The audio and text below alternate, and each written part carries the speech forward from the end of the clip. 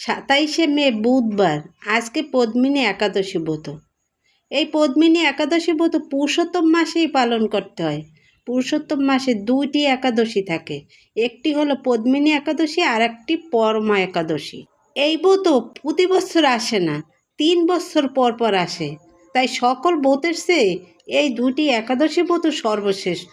আপনারা সকলেই ভক্তি সহকারে এই একাদশী ব্রত পালন করবেন এবং এর মাহাত্ম্য পাঠ বা শ্রবণ করবেন।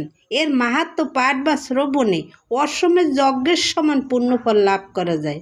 তাই একাদশী ব্রতের মাহাত্ম্য। স্মার্তগণ পুরুষোত্তম মাস বা অধিক মাসকে মল মাস বলে এই মাসে সমস্ত শুভকার্য পরিত্যাগ করে থাকেন, কিন্তু ভগবান শ্রীকৃষ্ণ এই মাসকে পারমার্থিক মঙ্গলের জন্য অন্য সকল মাস থেকে সর্বশ্রেষ্ঠ বলে নির্ণয় করেছেন। তিনি নিজের নামানুসারে এই মাসের নাম পুরুষোত্তম মাস রেখেছেন।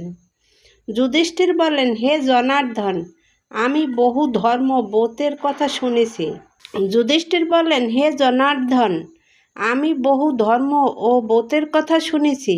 এখন পুরুষোত্তম মাসে সর্বপাপ বিনাশিনী ও পুণ্যদায়িনী শুক্লপক্ষীয় পদ্মিনী একাদশীর কথা আমার কাছে বর্ণনা করুন, যা শ্রবণ করলে পরমপদ প্রাপ্ত হওয়া যায়।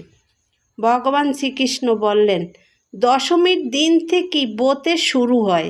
কাঁসার পাত্রে ভোজন, মসুর, ছোলা, শাক এবং অপরের অন্ন আমিষ দশমীর দিন বর্জন করতে হয়। পরের দিন প্রাতঃ স্নানের পর সুগন্ধি ধূপ দীপ চন্দনাদি দিয়ে ভগবানের পূজা করতে হয়। রাত্রিতে জাগ্রত থেকে ভগবানের নাম গুণকীর্তন করতে হয়।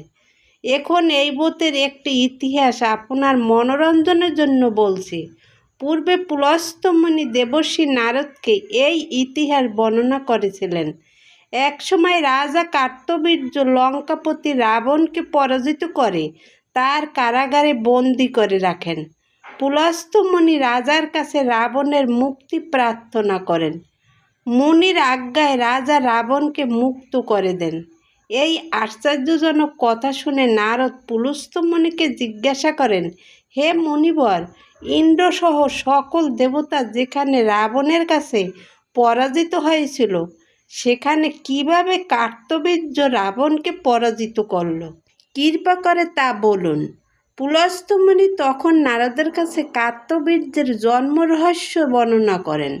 ত্রেতা যুগে কার্তবীর্য নামে এক রাজা ছিলেন। মহিষ্মতিপুরে তার রাজধানী ছিল।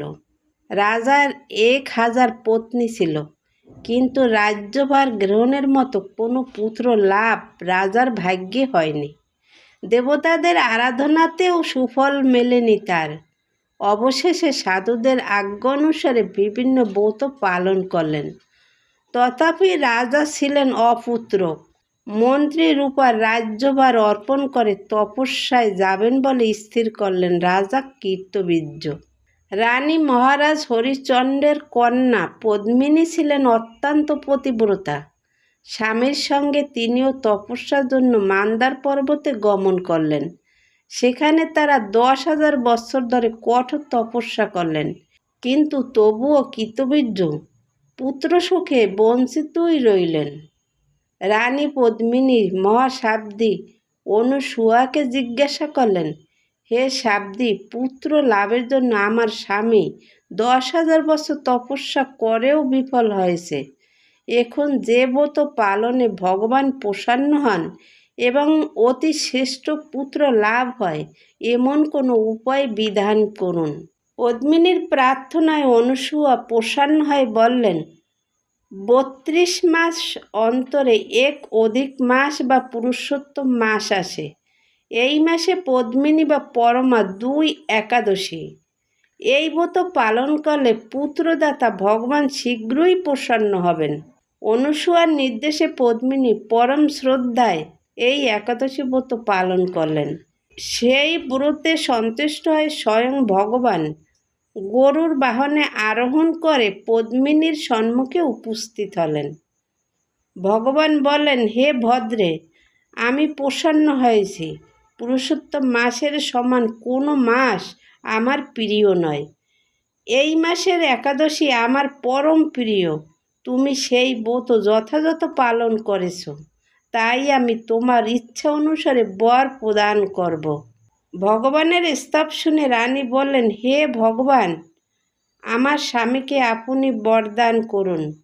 ভগবান তখন রাজার কাছে এসে বললেন, হে রাজেন্দ্র, আপনার অভিলাষিত বর প্রার্থনা করুন। মহা আনন্দে রাজা বললেন, হে জগৎপতি মধুসূদন, দেবতা, মানুষ, নাগ, দৈত্য, রাক্ষস আদি কেউ তাকে পরাজিত করতে পারবে না, এমন পুত্র আমি প্রার্থনা করি। রাজার প্রার্থনা অনুসারে বরদান করে ভগবান অন্তর্হিত হলেন। রাজা পত্নীসহ নগরে ফিরে এলেন। যথাসময়ে রানী পদ্মিনীর গর্ভে মহাবলশালী এক পুত্রের জন্ম হয়।